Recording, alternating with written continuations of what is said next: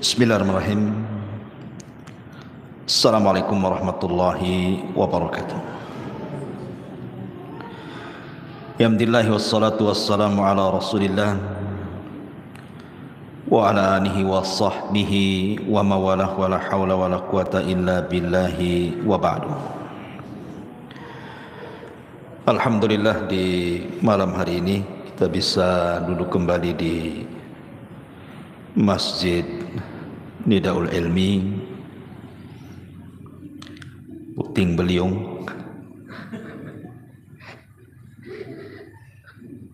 Salawat dan juga salam hadiahkan kepada Rasul kita Nabi besar Muhammad sallallahu alaihi wasallam. Biasa kita mengkaji kitab sirah dari Rahiqul Makhtum.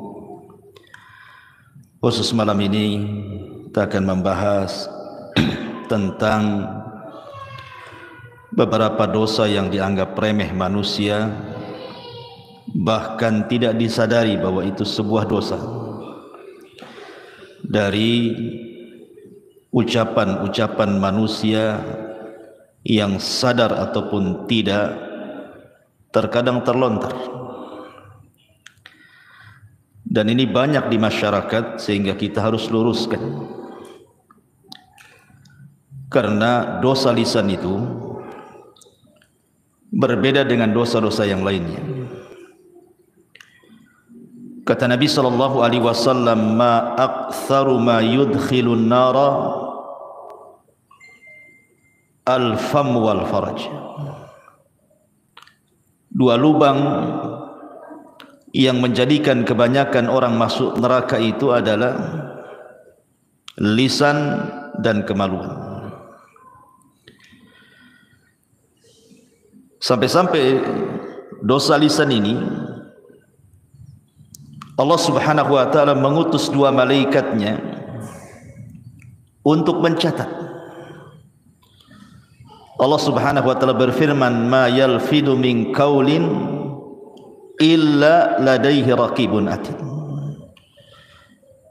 Tidaklah ucapan manusia ketika terucap itu semua dicatat oleh malaikat raqib dan atid, sampai dikirim dua malaikat untuk mencatat semua yang keluar dari lisan ini. Bahkan terkadang manusia dimasukkan ke neraka itu bukan karena banyak bicara. Boleh jadi mungkin satu kalimat yang dikeluarkan, tapi satu kalimat ini mengandung kemurkaan Allah Subhanahu wa taala, itu sudah cukup memasukkan ia ke dalam neraka. Sebagaimana hadis Nabi sallallahu alaihi wasallam, "Wa innal 'abda la yatakallamu bil kalimati min sukhtillahi la yulqi laha balan yahwi biha fi nari jahannam."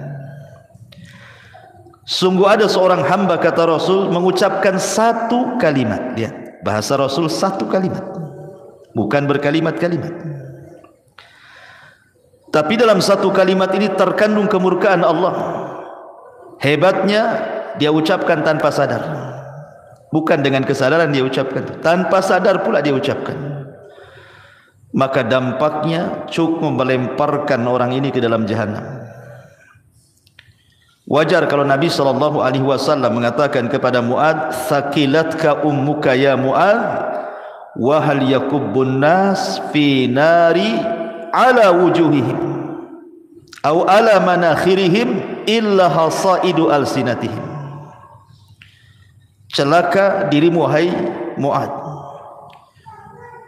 kebanyakan manusia terjerumus ke dalam neraka di atas wajah dan hidung mereka itu kecuali karena dosa-dosa lisan. Maka malam ini kita akan membahas tentang dosa lisan.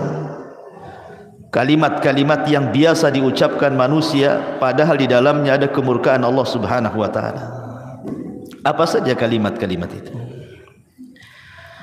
Yang pertama, kita sering mendengar di masyarakat, kalau ada orang dinasihati, umpamanya seorang perempuan tidak pakai jilbab.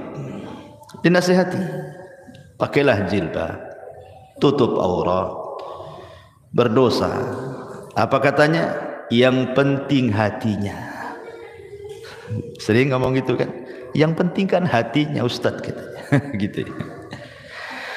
Ma'asyiral muslimin yang dimuliakan Allah Subhanahu wa taala, ini tersebar kalimat seperti ini. Yang penting hatinya. Dikiranya Allah Subhanahu wa taala itu ya hanya menghisab hati orang saja. Allah itu bukan menghisab itu lantaran kesalahan hati saja. Kesalahan lisan, kesalahan badan, semua dihisab. Makanya dalam hadis yang masyhur Nabi SAW mengatakan, innallaha la yanzuru ila ajsamikum wala ila suwarikum walakin yanzuru ila qulubikum wa a'malikum. Allah memang tidak memandang bentuk tubuh kalian ataupun tidak memandang wajah-wajah kalian, tapi yang Allah pandang dua. Pertama hati, dan yang kedua amalan. Amalan ini mencakup badan dan lisan. Maka hati-hati kalau ngomong yang penting hatinya itu. Karena yang dihisab itu bukan hanya sekedar hati, saya ulangi, tetapi juga anggota badan dan juga lisan. Tadi hadis yang saya sebutkan, wa innal abda la yatakallamu bil kalimati min sukhtillahi la yulki laha balan yahwi sahibuha fi nari jahannam wa fi riwayatin tahwi bihi sab'ina kharifan finnar. Seorang hamba mengucapkan satu kalimat.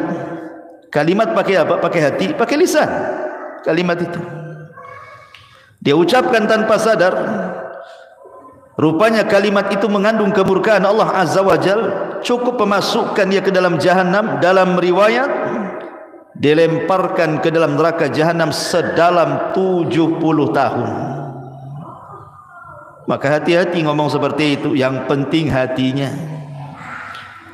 Orang yang ngomong yang penting hatinya pun belum tentu hatinya baik kan. Kalimat yang penting hatinya, emang hati anda yang ngomong begitu bersih? Kalau hati anda bersih, pasti akan melaksanakan perintah dan menjauhi larangan. Kalau bersih hatinya. Ketika anda mengatakan yang penting hati, menunjukkan hati anda ini kotor sebenarnya, tidak tunduk kepada syariat. Maka hindari kalimat-kalimat seperti ini. Ini kalimat pertama. Kemudian yang kedua, kalau ada orang dinasihati, umpamanya ini ya terbalik nih, wanita ini sudah berjilbab, panjang pula jilbabnya, pakai cadar, nikob, kaos kaki, kaos tangan gitu ya. Tetapi mungkin masih belum bisa meninggalkan perbuatan buruknya seperti ghibah, namimah, masih ada lah gitu. Muncullah kalimat apa? Daripada engkau melakukan ghibah, lepas saja jilbabmu. Buat apa pakai jilbab kalau lidahnya masih menggibah orang? Aneh kamu ini, kadang-kadang lidahmu lebih panjang daripada jilbabmu. Copot sajalah katanya. Masa orang suruh nyopot jilbab gara-gara ghibah? Anda harus paham, wa ma tuqaddimu min khairin ya'lamhu Allah. Kebaikan apapun yang anda sodorkan kepada Allah, Allah pasti akan membalasnya, sekecil apapun. Sebagaimana sekecil apapun dosa yang anda lakukan pun Allah akan mencatatnya. Jadi nggak ada hubungan kait antara jilbab dengan ghibah. Jilbab itu berpahala, ghibah itu berdosa. Tinggal ditimbang aja lah pahala dan dosanya. Sekarang kalau seandainya disuruh copot jilbab, copotlah jilbab dia. Kemudian bergibah, apa 2 kali lipat tuh, kuadrat tuh dosanya. Udah nggak pakai jilbab, gibah lagi. Gimana coba? Masih mendingan pakai jilbab ghibah daripada tak pakai jilbab, dia ghibah kan? Dua-duanya dia kena. Sudah tidak nutup aurat, kena dia dosa. Ghibah kena lagi. Jadi kalimat-kalimat seperti ini tidak pantas. Cukup dinasihati ghibahnya saja, jangan pula suruh lepas jilbabnya. Buat apa pakai jilbab, kelakuannya kayak setan gitu. Ma'asyiral muslimin yang dimuliakan Allah Azza wa Jalla, ini tidak boleh. Atau umpamanya orang-orang yang terkejut, orang-orang yang terkejut. Saya sering mendengar kata-kata itu, astaga, astaga pula diucapkan dia. Ada lagi ditambah, astaga naga, ada naganya pula situ. Atau ucapan yang lain apa ya? Jangkrik, jangkrik pula keluar. Ada orang-orang yang terkejut itu, aneh-aneh dia diucapkan. Harusnya, atau mungkin terkadang ya, orang ini salah mengucapkan niatnya baik. Ketika terkejut itu, harusnya dia mengucapkan subhanallah, dia katakan masya Allah. Harusnya mengatakan masya Allah, dia ucapkan pula subhanallah. Maksudnya apa? Kalimat subhanallah ikhwan itu artinya maha suci Allah. Seharusnya ucapan subhanallah ini diucapkan kapan? Ketika mendengar keburukan atau melihat sesuatu yang antum tidak suka. Jadi kalau antum melihat keburukan di hadapan antum tidak suka, atau mendengar keburukan, antum ucapkan subhanallah ya. Tapi kalau antum melihat kebaikan di hadapan antum atau kabar yang baik, katakan masya Allah. Ini terbalik kan antum. Wow, kalau mantap subhanallah, masya Allah ya. Begitu juga ketika terkejut, terkejutnya karena apa? Kalau terkejutnya karena sebuah keburukan, lupa ya, tertinggal sesuatu di rumah, itu kan keburukan namanya. Katakan subhanallah, lupa tadi. Nah gitu ya.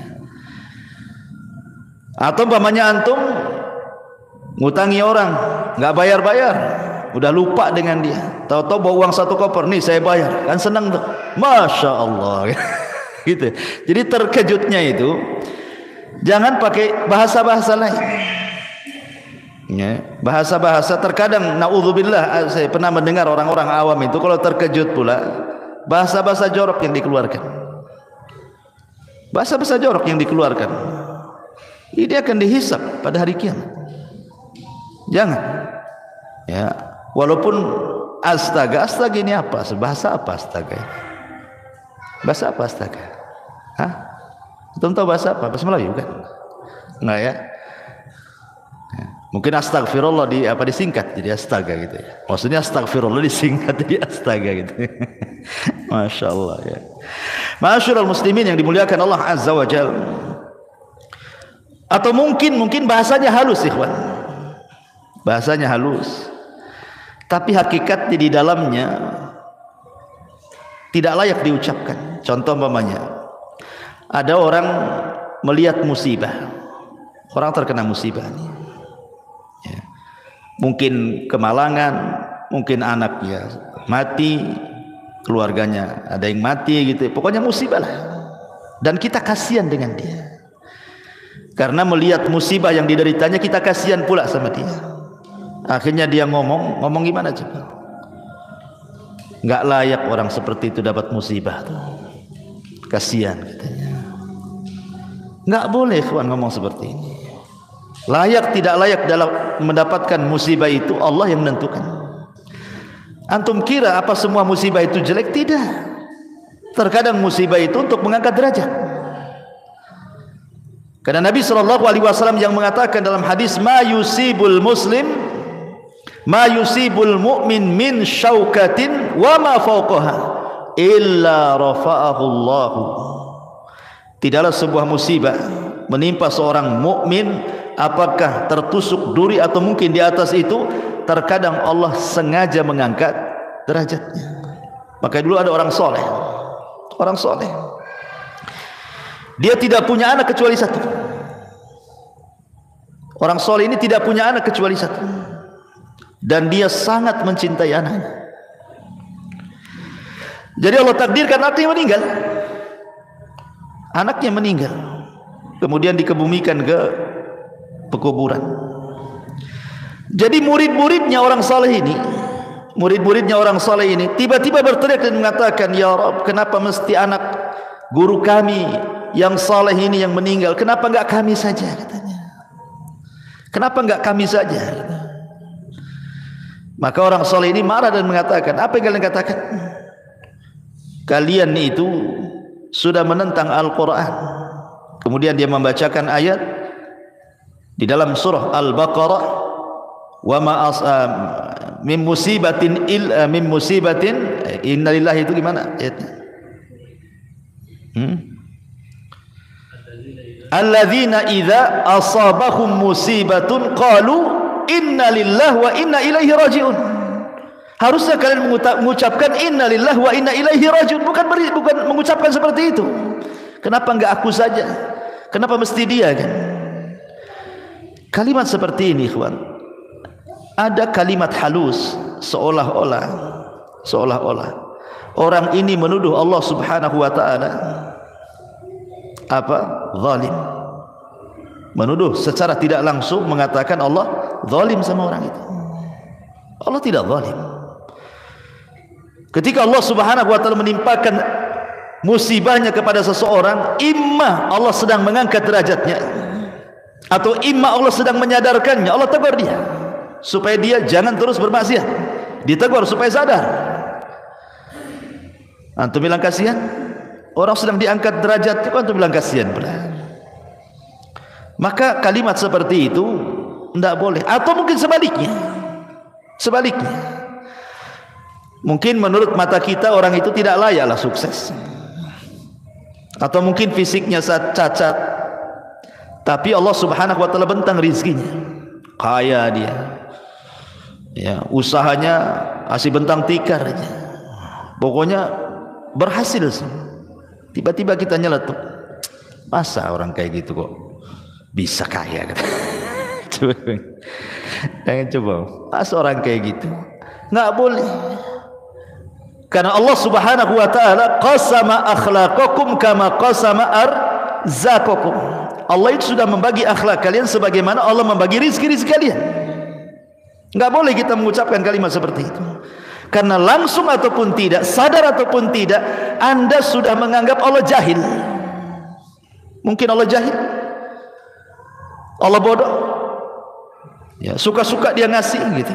Enggak, Allah ketika memberikan rizki tahu sesuai dengan kemaslahatan hamba itu. Kan Allah yang ciptakan kita. Kalau Allah memberikan rizki itu, Allah paham dengan ilmunya. Kenapa kita kemudian mengatakan seperti itu? Tidak boleh. Karena kalimat seperti ini ada rahasia-rahasia yang tidak bagus, ya, seolah-olah Allah Subhanahu wa taala jahil, tidak paham. Terkadang ikhwan, ada orang-orang itu sengaja Allah Subhanahu wa taala berikan kekayaan. Lau afqartuhu, kata Rasul dalam hadis qudsi, kalau seandainya aku fakirkan dia, la afsadat fi dini, boleh jadi dia rusak agamanya. Atau ada di antara hamba itu, laman yasluhu illa al faqr, lau agnaituhu la afsadat fi dini. Atau ada orang-orang yang sengaja Allah fakirkan, enggak kaya-kaya, usaha macam mana pun enggak kaya-kaya dia. Sebab kata Allah dalam hadis qudsi, sebab kalau aku buat dia kaya makin rusak agamanya. Allah maha paham ya apa yang diberikan. Tidak boleh kita ngomong seperti itu. Dan ngapain pula antum ngurusi orang? Kok ngurusi orang pula? Itu hasad namanya, ya kan? Maka kalimat-kalimat seperti itu tak layak diucapkan. Ataupun mencela waktu. Nah, ini yang sering, ya, sial banget hari ini. Nah, sering antum dengar gitu? Sial banget hari ini. Ataupun mengatakan, pamannya antum diajak pesepak bola nih, hari Rabu pula, ya, kemudian mengatakan, kalau Rabu pasti antum kalah tuh. Jadi kekalahan dinasabkan ke hari Rabu, ya, atau hari Senin gitu ya. Atau orang-orang Jawa gitu ya, ada sebagian mereka yang masih meyakini bulan Suro itu bulan petaka. Kalau datang bulan Suro, aduh ini bulan penuh petaka ini katanya. Bulan Suro dibilang petaka gitu ya. Tidak boleh. Atau lebih parah lagi nih, zaman edan katanya. Kamu yang edan bukan zaman. Ya. Kalimat-kalimat seperti ini tidak boleh.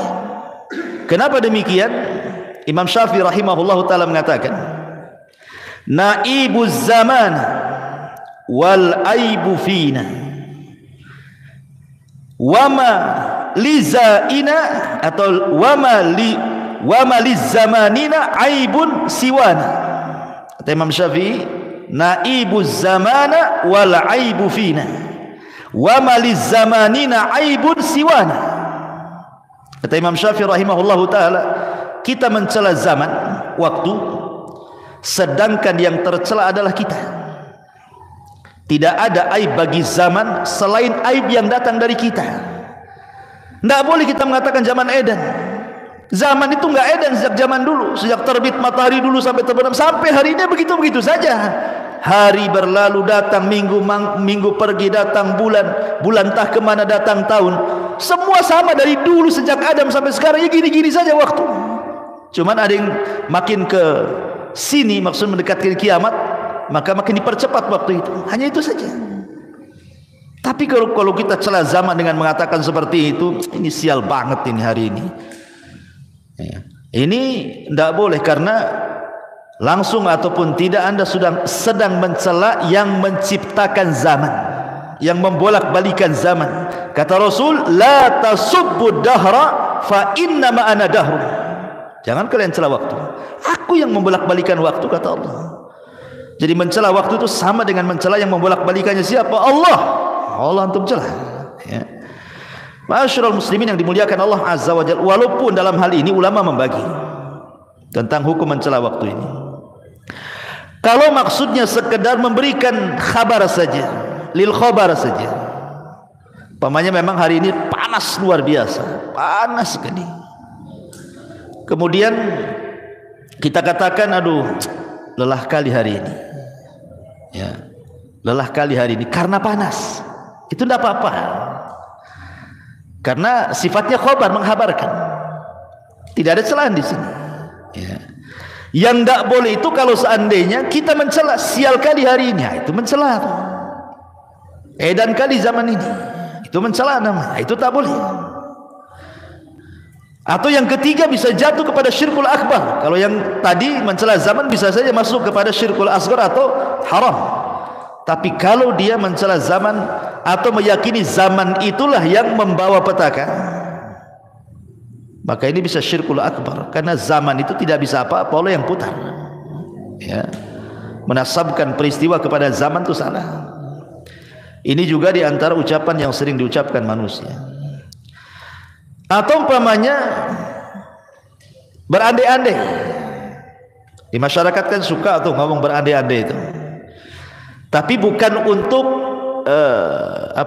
lil khabar, bukan karena khabar menghabarkan, atau bukan karena sebuah nikmat, bukan. Kalau untuk khabar dan nikmat tidak ada masalah. Contoh umpamanya, seandainya kamu datang kemarin, wah, kami masak-masak nasi kebuli. Ah, itu tidak apa-apa, ngasih kabar, ya kan, nggak ada masalah kan, ya. Atau umpamanya dia berandai-andai, andai aku seperti dia, kaya, aku pun sama lah mau haji, nggak ada masalah, ya.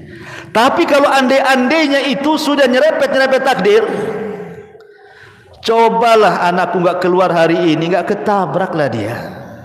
Nah, ini kan nggak boleh ngomong gini. Karena tidak ada urusan keluar dengan tidak keluar dengan soal kematian. Karena kematian itu memang sudah antrian. Kalau sudah waktunya, la yastakhiruna sa'atan wa la yastaqdimun. Pasti tepat waktunya, enggak mungkin mundur, enggak mungkin maju kan.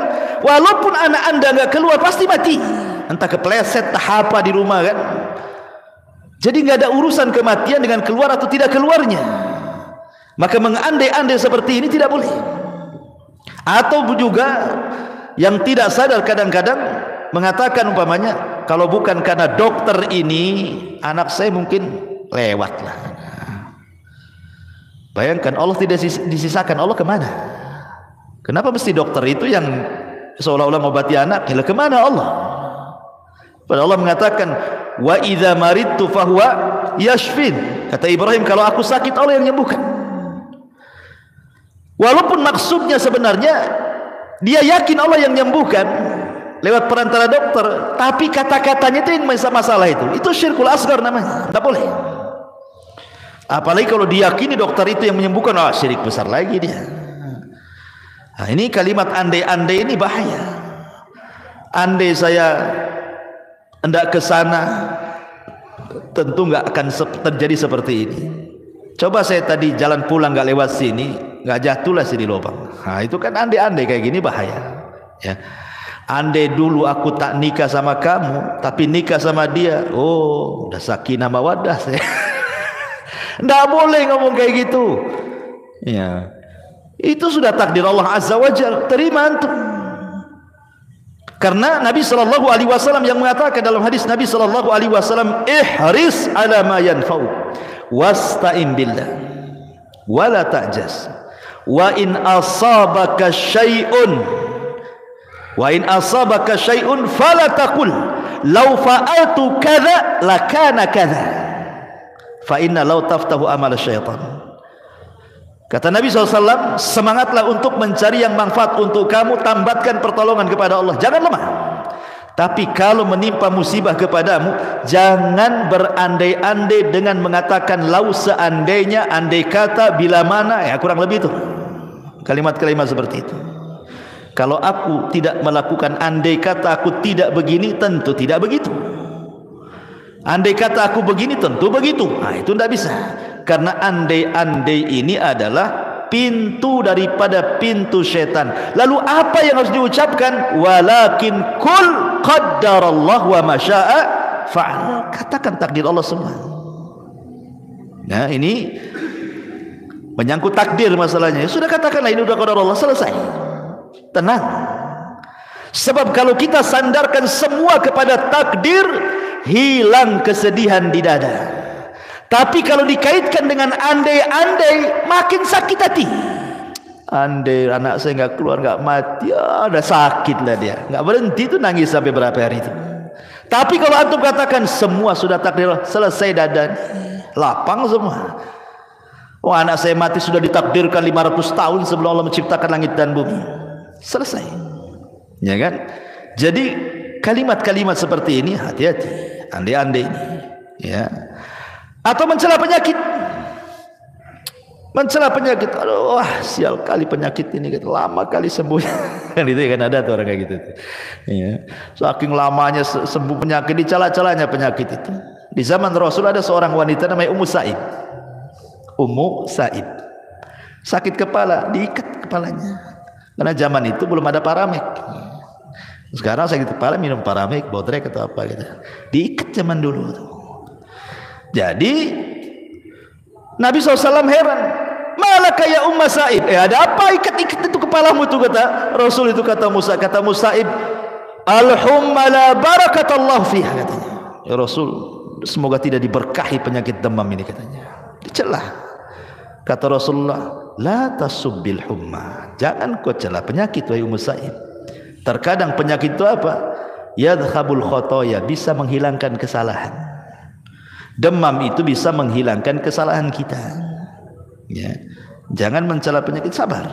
Ya. Ma'asyiral muslimin yang dimuliakan Allah Azza wa Jalla. Atau mungkin ada kalimat-kalimat yang tidak beradab, tidak beradab kepada Allah Subhanahu wa taala, dengan menyingkat-nyingkat nama-nama Allah atau mengganti-ganti dengan nama Allah. Contoh namanya, ada orang namanya Abdurrahman, dipanggilnya Maman. Man kemana man? La ilaha illallah. Coba, ada nama Allah Maman namanya atau Man? Tidak ada. Panggil ya Abdurrahman, dan bilang Maman. Waktu saya di mana itu, namanya Ulek. Saya kira ulekan, Ulek. Rupanya di KTP Abdullah. Kok Abdullah jadi Ulek itu gimana ceritanya? Orang manggil Pak Ulek katanya. Kok nama antum aneh Pak Ulek katanya. Bukan Pak Ulek Ustaz. Nih KTP saya Abdullah pula. Kok bisa dari Abdullah jadi Ulek tuh? Gimana ceritanya tuh? Nah boleh, kalau nama Abdullah itu khairul asma, ikhwan. Sebaik-baik nama Abdullah dan Abdurrahman, sebaik-baik nama loh, bisa diganti. Jangan lagi itu disingkat aja, tidak boleh. Namanya Abdul Qadir, Abdul Qa, nggak boleh. Teruskan Qadir, Kok Abdul Qa pula? Namanya Abdul Qadir. Ini tidak beradab kepada Allah namanya. Nama bagus-bagus dikasih orang tuanya, antum pula panggil jelek-jelek gitu. Ya. Abdurrahim jadi Mimin katanya. Kok jadi Mimin pula Abdurrahim itu? Jadi tidak boleh. Kadang-kadang orang itu tidak beradab kepada Allah. Tidak boleh. Panggil sesuai dengan namanya. Abdullah, ya Abdurrahman, ya Abdurrahim, ya Abdul Ghafur. Begitu. Ya. Jangan Abdul Ghafur pur. Repot. Ghafur. Jangan bilang fur, jangankan soal yang seperti ini. Yang lebih kecil daripada itu di zaman Rasul itu ada namanya Hani ibn Kindi. Namanya Hani, sahabat ini. Tapi banyak kaumnya itu kalau ada masalah datang kepada dia dan minta diselesaikan masalahnya. Dan kepiawaian dia mampu pula dia mendamaikan orang bermasalah itu. Jadi kabilahnya kalau ada masalah mesti datang ke dia, dan selalu berdamai. Jadi orang-orang kabilah itu menyebutnya ya Abul Hakam. Namanya Hani ibn Kindi, tapi disebut ya Abul Hakam. Ingat Rasul mengatakan apa? Innallaha huwal hakam wa ilaihil hukm. Allah lah hakam, semua hukum kembali kepada dia. Abul Hakam itu bapak pemutus masalah. Hakam itu artinya.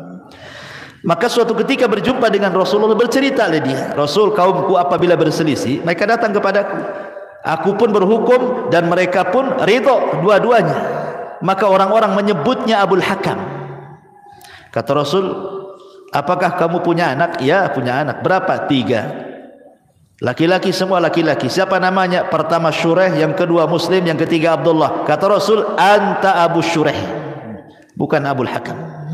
Diganti sama Nabi. Karena hakam tidak boleh. Hakam itu milik Allah. Ya. Masyarul muslimin yang dimuliakan Allah Azza wa Jalla. Intinya bahwa tolong beradab, berakhlak kepada Allah. Kalau panggil-panggil nama itu jangan asal panggil. Apalagi itu nama baik. Nama yang menyangkut nama-nama Allah Subhanahu wa taala. Atau ucapan sebagian dokter. Ucapan sebagian terapis kesehatan. Hati-hati Pak Edi, ini suka ngobati orang nih. Ini kalau gimana dok, pasien dok? Ya kami ini hanya berusaha, sisanya diberikan sama Allah katanya. Coba Allah kasih sisa pula pada. Sisanya kepada Allah katanya. Dari awal sampai akhir Allah yang nyembuhkan, nggak ada sisa-sisa. Masa Allah disisain di gimana? Seolah-olah antum yang paling berjasa, Allah pula sedikit sisanya. Akalnya di mana coba? Ya, padahal Allah Subhanahu wa taala jelas-jelas mengatakan kul innal amra kulluhu lillah. Katakan semua perkara itu milik Allah dari awal sampai akhir. Kalau bahasanya mungkin begini, ya saya sih cuma usaha, tapi semuanya saya serahkan kepada Allah. Nah, itu kan bagus tuh. Ini enggak, saya sih ya saya akan usahakan, sisanya saya kasih Allah. Allah disisai dulu. Hati-hati nih yang tukang obat-obat ini. Taib. Ini juga masalah. Kemudian juga yang banyak di masyarakat itu menyangkutkan masyiah kepada takdir. Ya, sya'atil aqdar bahasa Arabnya. Mungkin bahasa kitanya ya. Ya semua atas kehendak takdir. Semua atas kehendak takdir. Ya kalau takdir berkehendak ya jadilah katanya. Takdir ini makhluk Allah. Masa antum kemudian meletakkan masyiah kepada makhluk? Lanjutkan kata-katanya, semua atas takdir Allah. Nah, Allahnya jangan tinggal. Jangan dinasabkan kepada takdir saja. Jadi harus dipahami di sini, takdir kan makhluk Allah. Allah yang kemudian memerintahkan untuk mencatat, dicatat di Lauhil Mahfuz. Lauhil Mahfuz makhluk Allah. Nah, kecuali Al-Quran itu kalamullah, tapi catatannya seperti di mushaf ya itu makhluk kan gitu ya, kertasnya makhluk, tapi kalam yang dicatatnya kalamullah. Ya. Jadi ini, dan takdir ini kan sifatnya maknawi, ikhwan, bukan sifatnya hissi bisa diraba. Takdir itu kan maknawi, tidak bisa diraba. Bagaimana kemudian seseorang hanya meletakkan masyiah kepada takdir gitu? Jangan. Bilang semua atas kehendak Allah. Itu lebih tepat lagi. Ya, taib. Kemudian juga terkadang ada orang yang kadang-kadang marah sama orang, mungkin benci sama orang itu. Akhirnya dia mengucapkan kalimat seperti ini, saya haramkan dia ke rumah saya, katanya. Saya haramkan dia ke rumah saya. Haram saya bagi dia itu. Nggak boleh. Halal haram itu milik Allah. Yang berhak mengatakan hadza halal, hadza haram itu Allah. Kita tidak punya hak mengharam-haramkan orang. Allah tidak mengharamkan orang masuk rumah antum kan gitu. Kecuali kalau seandainya ada orang yang melakukan maksiat, kita katakan haram alaika, haram. Apa ini? Itu benar, mengharamkan yang Allah haramkan kan. Tapi antum mengatakan haram dia menginjak rumah saya, lah antum mengharamkan sesuatu. Nabi saja ketika mengharamkan madu gara-gara kecemburuan Aisyah dengan Hafsah, akhirnya turun ayat, ya ayyuhan nabi lima tuharrimu ma ahallallahu lak tabtagi mardata azwajik. Hei Nabi, kenapa kau haramkan yang Allah halalkan, hanya mencari keridhaan istrimu? Tidak boleh. Ya. Jadi urusan halal haram itu urusan Allah. Bahasanya pakai jangan bahasa haram lah gitu. Saya tidak suka dia datang ke rumah, kan enak gitu ngomong begitu. Saya haramkan dia ke rumah saya. Dia pula yang mengharamkan gitu. Ya. Masyaallah muslimin yang dimuliakan Allah Azza wa Jalla. Atau umpamanya, saya juga sering mendengar kalau ada anak itu nakal kali, apa kata orang? Dasar anak setan gitu. Ya kan, ada kan orang begitu ya. Oh, dasar anak iblis itu kata. Ya Allah ya Rabb, enggak boleh kayak gitu. Allah mengatakan a antum tazra'unahu am nahnu zari'un. Allah mengatakan a antum tazra'una, kamukah yang menumbuhkan anak itu ataukah Allah Subhanahu wa taala yang menumbuhkannya? Allah yang menciptakan dia dari anak orang, antum bila anak setan. Nabi SAW pernah mengatakan begini, la taqul ta'isha syaitan fa innaka idza qulta dzalika ta'azam hatta yakuna misla al bait wa yaqul bi quwwati walakin kul bismillah fa innaka idza qulta dzalik tasaghara hatta yakuna misla dzubab. Jangan kamu mengucapkan celaka setan. Celaka setan sama juga, karena anak itu celaka tiba anak setan. Ya, kurang lebih bahasanya itu. Jangan mengatakan celaka setan. Karena ketika kamu mengucapkan kalimat itu, maka setan akan merasa besar dirinya seperti seukuran rumah. Setan akan membanggakan dirinya, dia jatuh karena kekuatanku. Namun ucapkanlah bismillah, karena jika kamu mengucapkan kalimat itu, setan akan mengecil hingga seperti lalat, kata Rasul. Ya. Jadi ingat, jangan sembarang orang mengatakan anak setan, anak iblis gitu ya. Tak boleh. Itu anak orang itu. Bapaknya tahu marahlah. Ini anak saya, bukan anak setan. Bisa marah tuh. Ya, ini kalimat-kalimat seperti ini tidak boleh. Dan termasuk mencela, tidak boleh. Ya. Ataupun umpamanya seseorang membanggakan dirinya, aku lebih baik dari dia lah katanya. Nah, itu sering terjadi tuh. Antar kita aja gitu. Aku lebih bisa daripada dia, lebih hebat, lebih bisa, lebih semuanya. Itu ananiyah namanya. Ini ucapan yang pertama kali ngucap kalimat ini iblis. Ana khairun minhu, khalaqtani minar wa khalaqtahu min tin. Aku lebih baik dari Adam. Kau ciptakan aku dari api, kau ciptakan dari tanah. Anania kalau sudah aku ini hati-hati. Ya, ya, anak khairum min, aku lebih baik dari dia. Kecuali kalau tidak menyebut dia, insyaallah kalau saya kerjakan saya lebih baik lah. Tapi saya enggak menyombongkan dengan orang kan. Kalau hanya ngomong begitu saya enggak ada masalah. Kemudian juga melakobi orang dengan lakob-lakob binatang. Itu si babi, kan ada, saya pernah dengar. Si anjing, si babi, si goblok, si kerbau, si dungu, wah macam-macam di masyarakat ini. Tidak boleh melakobi orang seperti itu. Manusia itu diciptakan laqad khalaqnal insana fi ahsani taqwim. Kok antum pula panggil dengan bahasa binatang?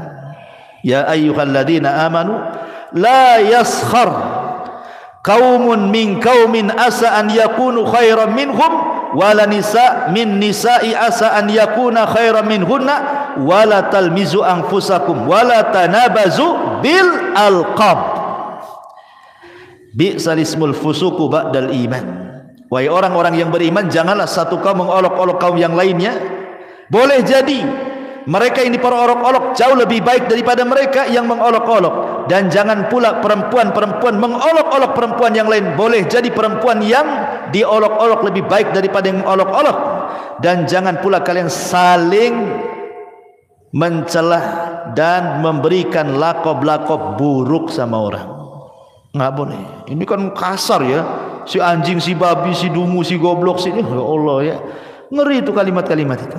Jangan seperti itu. Mencela fisik orang saja tidak boleh. Apa bahasa trennya itu? Body apa? Shaming. Ya, itu kan pernah viral juga ya, body shaming itu ya. Ya kan, ada ya dulu ya. Sampai saya dengar ada aturan negara itu keluar gara-gara body shaming itu kan. Ya gimana coba? Mau tembem pipinya kok kayak bakso. Gara-gara tembem dibilang bakso pipinya. Atau pipi kok di pinggang katanya. Karena pinggangnya mungkin tembem gitu. Subhanallah. La haula wala. Gigi kayak gergaji gitu ya, karena lubang-lubang gitu ya. Itu janggut apa akar siwak gitu. Subhanallah ikhwan. Body shaming tidak boleh, haram. Antum mencela body orang itu sama dengan mencela yang menciptakannya. Tidak boleh. Di zaman Rasul ada seorang namanya sahabat Abdullah bin Mas'ud radhiyallahu anhu. Abdullah bin Mas'ud ini naik ke atas pohon kurma. Pohon kurma. Dia kan kurus sekali, kurus ceking Abdullah bin Mas'ud itu. Jadi betisnya itu kayak kulit berbalut tulang saja, atau tulang berbalut kulit saja, enggak ada dagingnya. Naik dia ke pohon kurma, datang pula angin, tersingkap pula betisnya. Semua sahabat mentertawakan betisnya Abdullah bin Mas'ud karena kecilnya. Dari as-sabiqun al-awwalun. Marah Rasul dan mengatakan walladzi nafsi biyadihi la tadhaku, katanya. Kemudian Rasul mengatakan lahuma, maksudnya betisnya Abdullah bin Mas'ud, athqal fil mizani min jabalil Uhud, kata Rasul. Jangan kalian mencela betisnya, kedua betis Abdullah bin Mas'ud. Abdullah bin Mas'ud, kalau ditimbang kedua betis itu di hadapan Allah, itu gunung Uhud tidak lebih berat daripada kedua betisnya, katanya. Artinya dua betis Abdullah bin Mas'ud jauh lebih berat kalau ditimbang di hadapan Allah daripada gunung Uhud. Tidak boleh. Ya, body shaming itu tidak boleh. Mencela fisik orang. Ya, ketinggian pohon kelapa kan itu. Kependekan cebol atau apa istilahnya kan. Di masyarakat kan banyak tuh. Ya, bahasa-bahasa yang kadang-kadang ngeri gitu. Gemuk bilang gajah kan itu. Coba yang kan. Gemuk dibilang gajah. Ya. Kurus dibilang apa tuh? Apa istilahnya kurus tuh? Ceking kan itu. Nah, kalau ceking bahasa lain dari kurus ya tidak apa-apa lah kan. Kalau kurus mau dibilang apa namanya, ya itu tuh lidi, badan kayak lidi, nggak boleh itu. Ya, body shaming itu tidak boleh, haram dalam Islam. Makanya saya setuju juga negara buat pasal-pasal seperti ini ya. Taib. Kemudian juga yang lain, tatayur. Seperti orang mengatakan, wah malam ini pasti ada yang mati nih, katanya. Kenapa? Nampak ada burung hitam di atas, gitu. Itu tatayur, tidak boleh. Menasabkan kematian kepada burung. Kemudian mata kiri berkedip-kedip. Aduh, sial nih kayaknya. Kenapa? Mata kiri berkedip-kedip. Apa urusan sial dengan mata berkedip yang kiri? Tapi kalau giliran tangan kanan pula yang kesemutan, wah ini pasti rezeki datang ini. Senang. Tidak boleh. Ini namanya tatayur. Tatayur itu tidak boleh. Atiyaratu syirkun, atiyaratu syirkun, atiyaratu syirkun, kata Rasul. 3 kali Rasul mengatakan tatayur itu syirik, syirik, syirik. Tidak boleh. Menasabkan sesuatu kepada benda atau menganggap sial ataupun untung kepada sesuatu yang dilihat, didengar, dimimpikan. Kadang-kadang mimpi jelek dibilang dapat musibah. Mimpi jelek dari setan. Kalau mimpi jelek dari setan artinya tidak mungkin terjadi. Jangan dipikirin. Gara-gara orang stres, gara-gara ada loh orang stres gara-gara mimpi buruk. takut tertimpa musibah, takut tertimpa musibah. Enggak. Mimpi buruk itu hanya sekedar mimpi, tidak mungkin terjadi dalam kehidupan nyata. Karena itu datang dari setan. Lain kalau mimpi baik datang dari Allah. Boleh diceritakan, dapat takwil bagus, mudah-mudahan diaminkan, dapatlah apa yang dicita-citakan, kan itu. Tapi kalau mimpi buruk semua dari setan dan gak akan mungkin terjadi dalam kenyataan, kan dari setan. Atau ghazwatul fikri, karena banyak pikiran kebawa mimpi. Kebawa mimpi, banyak pikiran tuh. Banyak hutang, kebawa mimpi, akhirnya ditagih pula dalam mimpi. Kepikiran kan itu ya. Ya, itu tidak akan terjadi. Ghazul fikri itu atau dari setan. Yang memungkinkan terjadi itu kalau mimpi baik. Nah, mungkinlah cerita, karena memang Rasul yang nyuruh mimpi baik. Ya. Kemudian juga kadang ada orang-orang yang masih menasabkan kepada bintang, mungkin usahanya si gulung tikar gitu ya, nggak pernah sukses. Tanya kawannya, kamu itu lahir bulan apa sih sebenarnya sih? Mei. Patah saja, kambingnya kayak kerbau katanya.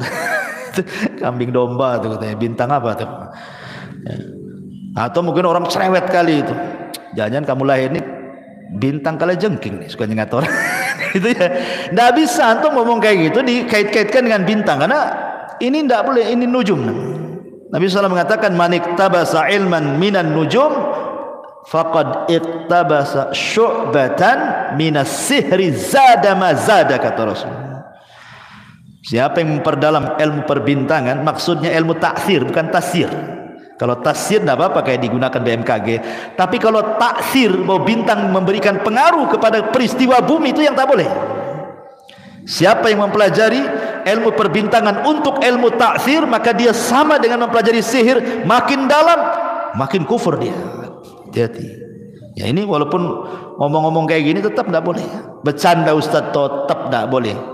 Candaan-candaan yang mengandung dosa tidak boleh. Tidak boleh bercanda untuk berbuat dosa. Ya. Atau yang lebih parah lagi, kalau di Batam masih nggak tahu ya, masih ada tuh. Kalau di kampung masih ada lah. Kalau lewat di tempat-tempat yang angker permisi, ya. Permisi pula. Permisi sama siapa? Sama pohon. Sekali pohonnya ngomong, ya apa nggak susah orang itu.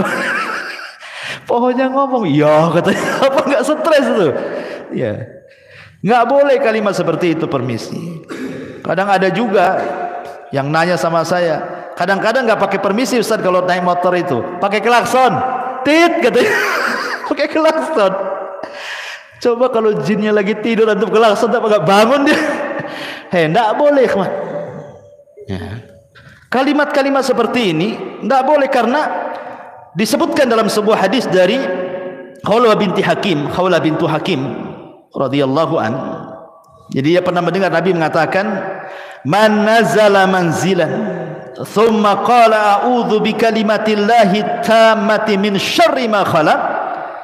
Apa kata Rasul? Lam yadurhu syai'un hatta yartahil min manzilihi dzalik. Barang siapa yang singgah atau lewat di sebuah tempat yang menakutkan, maka ucapkan apa?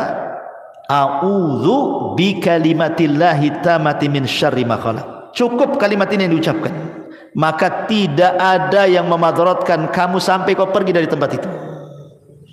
Islam sudah memberikan, ngapain antum permisi?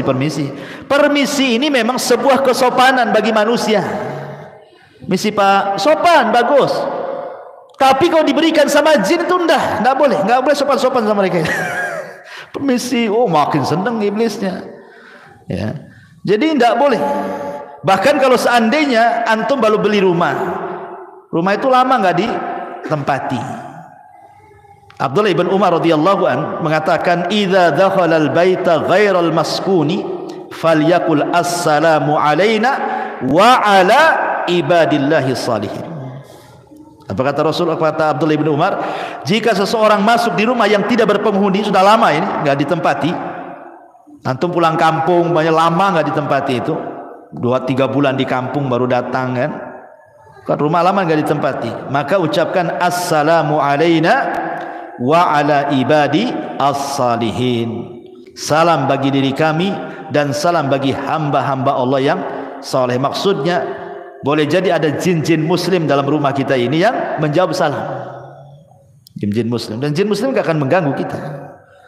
Yang tukang iseng ganggu kita itu jin fasik gitu. Ya kadang-kadang buat suara gitu kan. Senggolnya kaleng kongguan jugreng malam-malam tuh. Oh, takutlah orang kan. Banyak anak kucing kan gitu. Kadang-kadang gorden gelebar. Sebenarnya nggak ada setannya, antum lupa nutup jendela itu sebenarnya.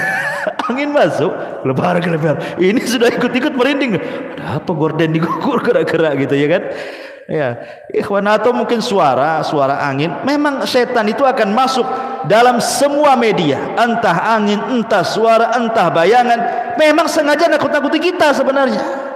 Makanya kata Nabi SAW, kalau antum lewat ke sebuah tempat yang menakutkan dalam rumah, cukup menyebutkan Bismillah wala tubali, kata Rasul. Ya, orang takut nih mau keluar rumah, entah ada barang yang tertinggal di luar mau ngambil, malam-malam pula gitu kan, anjing tangga pula berisik gitu ya, gelap pula lampu, hujan pula deras, la ilaha illallah, samping kuburan pula rumahnya, makin lah kan gitu kan. Jadi cukup mengucapkan Bismillah, jangan pedulikan. Atau ibu-ibu ini mau ngambil sesuatu di dapur, haus, malam-malam, jam 1 bangun, listrik mati, penerangannya pakai handphone aja ya. Kemudian di center-center gitu, mana nih minuman letak di mana, mulai takut. Maka kata Rasul, Bismillah, jangan pedulikan di dapur, ambil air, bergegas. Kalau takut lari kan itu ya. Tapi jangan ditabrak-tabrak pula. Minum, sudah selesai. Bismillah. Takut kepada setan tidak syirik, karena setan itu musuh kepada kita, sama dengan kita takut sama orang jahat, tidak syirik ya. Ada orang ngancam kita, saya bunuh kamu, wajar kita takut ya. Takut sama setan juga wajar, karena setan musuh kita. Yang tidak wajar itu kalau kemudian kita ladeni mereka.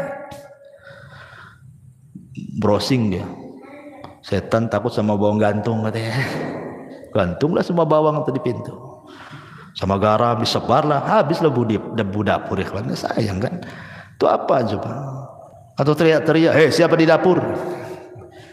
Sekali ada yang jawab, apa antum gak stres? Kan itu. Jadi tidak boleh, nggak usah, kata Rasul, jangan dipedulikan, cukup baca basmalah saja. Beranikan. Karena hakikatnya mereka juga takut dengan kita, sebagaimana kita pun takut sama dia sebenarnya. Jadi kalau kita berani, mereka takut. Kalau kita takut, mereka pula yang berani. Nah, sekarang adu mental aja di situ tuh. Antum adu mental di situ. Kalau berani, mereka takut. Kalau kita takut, mereka pula berani ya. Tapi jangan pula uka-uka antum tes keberanian itu. Nah, kesurupan lah antum. Uka-uka di Barelang sana. Ya, banyaklah kesurupan. Ngapain pula antum ganggu sarang jin pula? Ya, bukan itu uji mental, uji nyali itu. Ma'asyiral muslimin yang dimuliakan Allah Azza wa Jalla. Kemudian juga ini kalimat-kalimat yang ya menurut saya sih ngeri sekali ya, kalimat-kalimat seperti ini kan. Sebaiknya jangan diucapkan ya. Izin kepada jin, lewat permisi.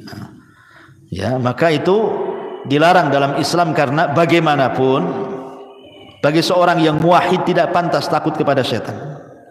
Takut itu hanya diberikan kepada Allah Subhanahu wa taala. Ya. Kemudian juga kalimat sumpah, demi bapakku, ya kan? Demi ibuku tolonglah. Tidak boleh.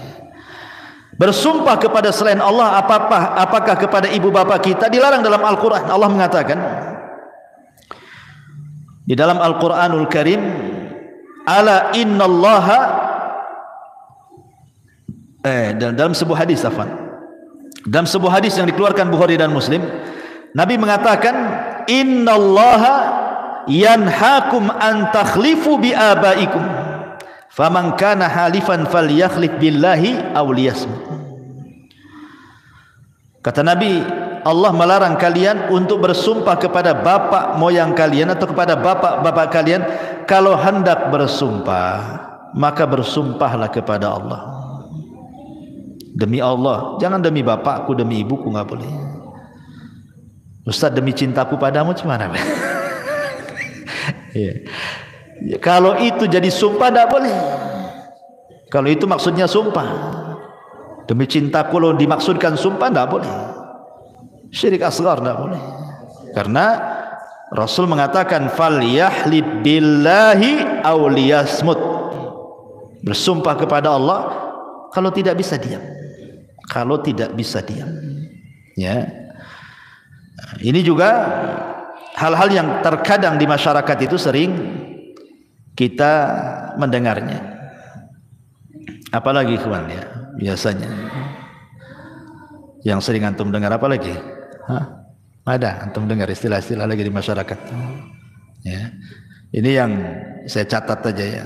Lah kalau yang seperti ini aja terlarang. Apalagi lebih daripada ini. Mencela Allah, mencela Islam, mencela Al-Quran. Masyaallah muslimin yang dimuliakan Allah Azza wa Jalla. Kapan hari saya dengar YouTube itu ya? Ya. Jadi di YouTube itu ada orang yang mencela seolah-olah mungkin dia melihat ada kelakuan beberapa umat Islam, kelakuan mungkin menurut pandangan dia tidak sesuai dengan syariat. Akhirnya dia mengatakan, kalau Islam kayak gitu lebih baik aku kafir, katanya. Ini enggak boleh kawan kalimat ini. Masa mendoakan kekafiran seperti itu? Enggak boleh. Seolah-olah kemudian mengeneralisir semua orang kayak dia kan itu. Ya kalau memang dia saja salahkan. Jangan kalau Islam kayak dia enggak akan saya masuk Islam, saya kafir aja katanya. Sampai kemudian mengatakan sejak kapan Nabi Muhammad itu agamanya Islam tuh. Otak di mana otak jadi dengkul gini ya. Masyaallah muslimin yang dimuliakan Allah Azza wa Jalla. Kok bisa dia mengatakan seperti itu? Liberal. Pemahaman liberal dengan mengatakan mana sejak kapan Nabi Muhammad itu Muslim? Bukan liberal, maunya itu menyamakan semua agama kan begitu. Allah mengatakan faqulu syhadu bi anna muslimun. Faqulu syhadu bi anna muslimun. Katakan saya ini muslim, berserah diri itu artinya. Karena Islam itu artinya berserah diri. Ya. Dan makna Islam itu salah satunya apa? Bara'atu minasyirki wa ahli, berlepas dari kesyirikan dan para pelakunya. Kalau semua agama sama, tidak sama, karena di antara makna Islam itu adalah bara'atu minasyirki wa ahli, berlepas dari kesyirikan dan para pelakunya. Sekarang Nasrani di mata kita mereka musyrik karena menyatakan Isa itu Tuhan, menyekutukan kan. Yahudi kita katakan bukan hanya kafir juga gitu. Ada bau-bau musyriknya mengatakan Uzair itu anak Allah. Allah mengatakan qul huwallahu ahad Allahus samad. Lam yalid wa lam yulad wa lam yakul lahu kufuwan ahad. Allah yang mengatakan lam yalid wa lam yulad, dia pula yalid yulad. Gimana ceritanya? Ya. Jadi ini kalimat-kalimat bisa saja masuk ke munafikan, menghancurkan Islam dari dalam orang kayak gini. Ya. Itu loh yang kribo-kribo tuh. Ya, yang ngomong tuh ya. Masyaallah muslimin yang dimuliakan Allah Azza wa Jalla.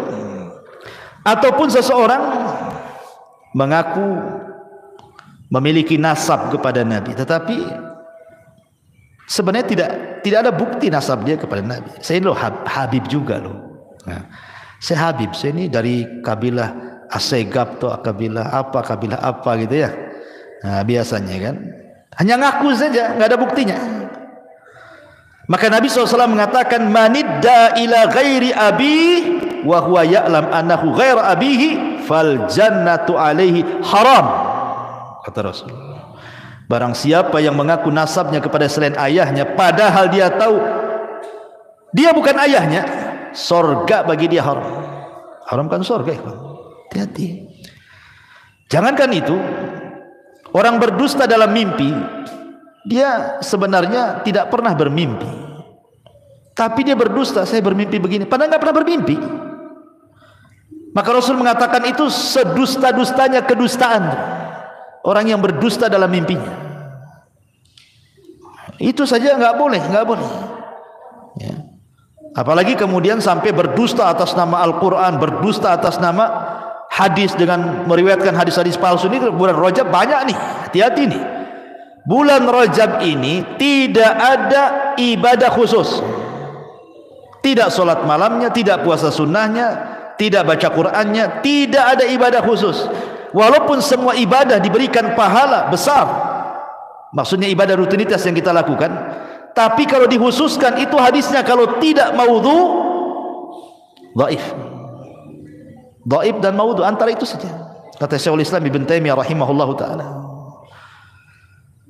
Tiba-tiba kemudian sekarang banyak berseliweran itu di medsos atau kadang-kadang khatib Jumat yang tidak paham disampaikan pula hadis-hadis palsu. Kan bahaya, kawan. Kata Nabi SAW dalam hadis Nabi SAW, inna kadhiba alayya laisa ka kadhibi ala ahad wa man kadzaba alayya muta'ammidan falyatabawa maq'adahu minan nar. Berdusta atas namaku, kata Rasul, jangan samakan dengan berdusta sama kalian. Karena siapa yang berdusta dengan sengaja atas namaku, silahkan ambil tempat duduknya, masuk ke neraka sana. Keras, ya kan? Nabi SAW sampai keras dalam masalah ini. Masyaallah muslimin yang dimuliakan Allah Azza wa Jalla, belum lagi laknat di masyarakat kan banyak sekali mudah-mudah melaknat. Dikit-dikit bilang goblok, dungu, setan, macam-macam, ya kan? Ucapan-ucapan itu makin di orang awam biasa kalimat itu kan. Tapi kita orang yang sudah ngaji ini takut mengucapkan kalimat itu. Karena Rasul yang mengatakan, Rasul mengatakan, la yakununa la'anuna wala syuhada yaumal qiyamah. La yakunu la'anun syufa'a wala syuhada yaumal qiyamah. Tukang laknat itu tidak akan dapat syafaat, bahkan tidak akan jadi saksi pada hari kiamat. Diharamkan syafaat bagi dia, naudzubillah. Pada orang di yaumul akhir itu syafaat diperlukan, karena itu yang bisa menyelamatkan. Ini orang pelaknat ini tidak akan dapat syafaat. Berarti hanya satu dapat rahmat Allah. Dia kalau dapat rahmat, ya, dia bisa selamat. Kalau tidak, habislah dia kan itu. Maka dan banyak lagi lah ini yang bisa saya rangkum dari ucapan-ucapan manusia yang kadang-kadang tidak sadar kita ucapkan. Rupanya di balik itu ada kemurkaan Allah Subhanahu wa taala. Wallahu a'lam, mudah-mudahan ada manfaatnya. Ini yang bisa saya sampaikan. Subhanakallah bihamdika asyhadu an la ilaha illa anta astaghfiruka wa atubu ilaik. Allahu taala alam. Assalamualaikum warahmatullahi wabarakatuh.